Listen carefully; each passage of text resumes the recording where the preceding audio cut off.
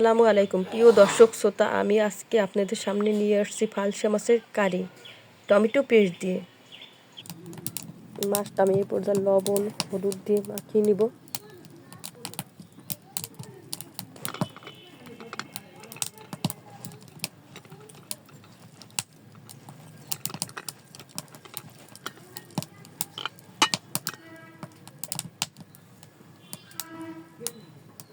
চুলায় আমি fry pan বসিয়ে দিয়েছি।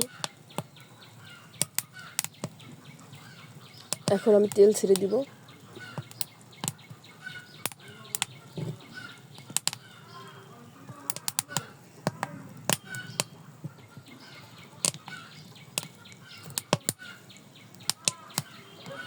তেলটা একটু গরম হতে দিব।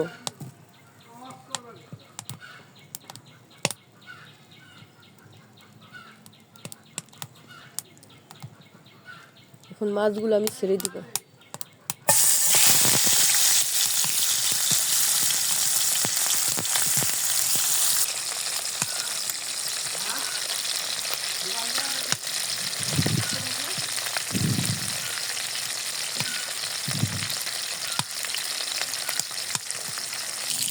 মাছটা আমার এই পিঠ মনে এই পর্যায়ে হয়ে গেছে।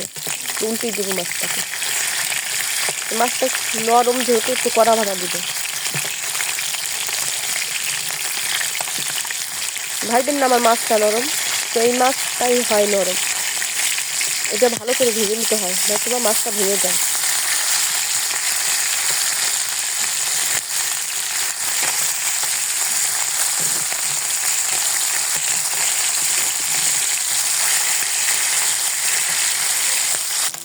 দেখেন মাছটা আমার কড়া ভাজা হয়ে গেছে।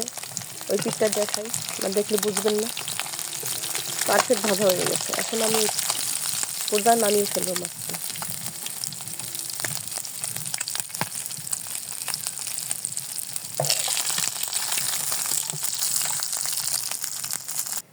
এর সাথে আমি এই 3টে আলু অ্যাড করব।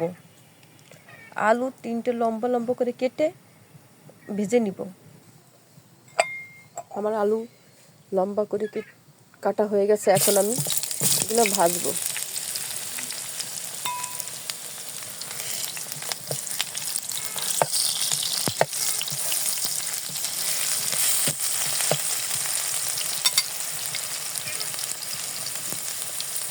আলুতে যেহেতু আগে লবণ হলুদ কিছুই মাখিয়ে রাখিনি, এখন আমি এর মধ্যে লবণ হলুদ দিয়ে দেব। ভালো করে ভেজে নিব।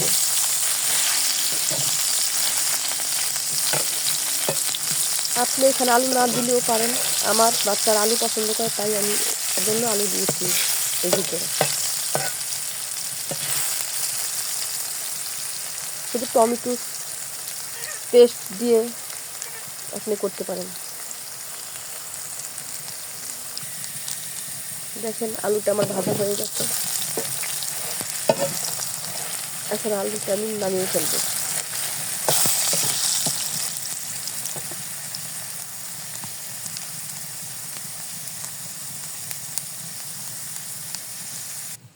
দেখেন প্রিয় দর্শক, আমি মাছ আর আলু যে তেল দিয়ে ভেজেছিলাম সেই তেলটুকু আমি কড়াইতে ঢেলে দিয়েছি। সেই তেল দিয়ে আমি রান্না করব। এখানে 2 কাপের মতো পেঁয়াজ রাখি আর কালারিং মরিচ দিয়ে দিলাম, লাল সবুজ। আমি এটা এখন ভেজে নিব হালকা মিডিয়াম আছে।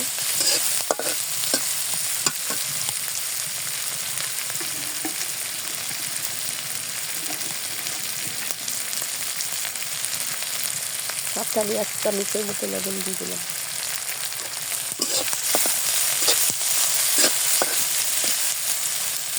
এর সাথে লবণটা দিলে হয় কি, পেঁয়াজটা নরম হয়ে যায়।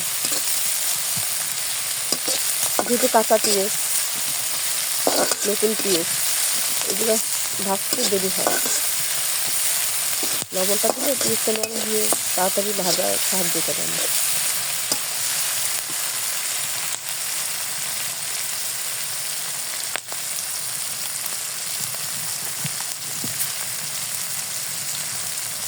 কারো তো জানা না থাকে তো জেনে নিন। এভাবে দিলে, লবণটা দিলে পেঁয়াজের ভিতরে পেঁয়াজটা নরম হয়ে তাড়াতাড়ি ভাজা হয়ে যায়।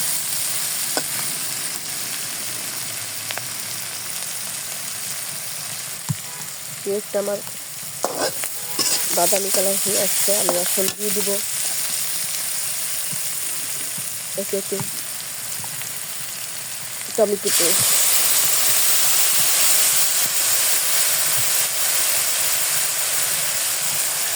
পেঁয়াজ পেস্ট,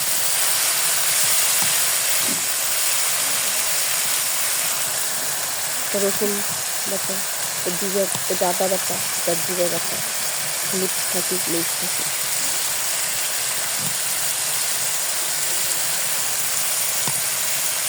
আর দিয়ে দেবো হালকা পানি।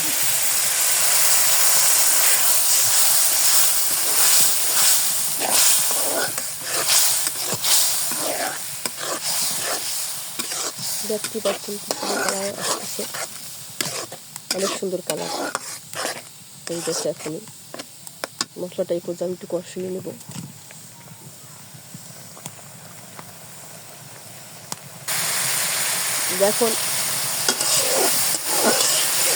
দেখেন আমার মশলাটা কষানো হয়ে গেছে।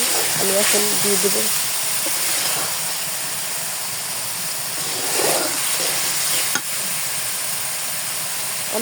দেবো এক টেবিল চামচ চিনি।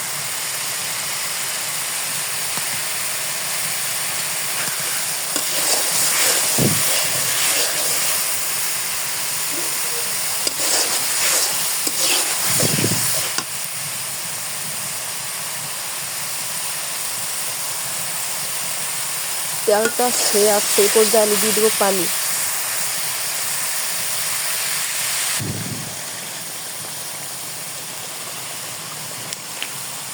পানি ছেড়ে দিলাম।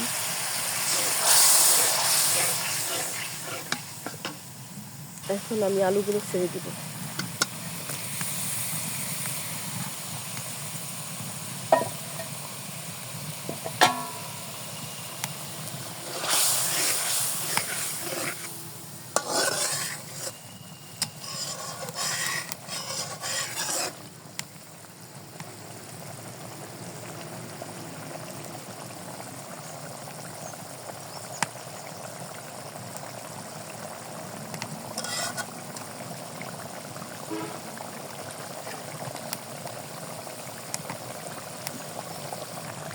আমি এখানে ঢাকনা ব্যবহার করব না, আর আলুটা প্রায় সেদ্ধ হয়ে গেছে, যেহেতু আগে ভিজে রেখেছিলাম।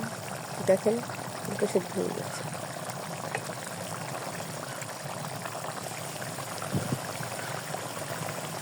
এখন আমি মাছটা ঢেলে দিব।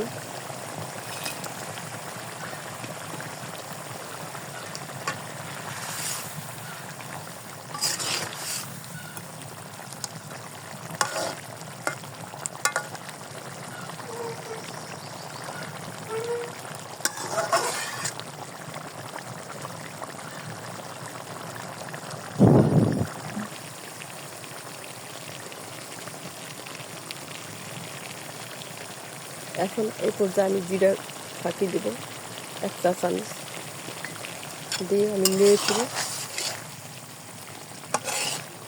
নামিয়ে ফেলব। তৈরি হয়ে গেল আমার ফালসা মাছের কারি, টমেটো পেস্ট দিয়ে ফালসা মাছের কারি।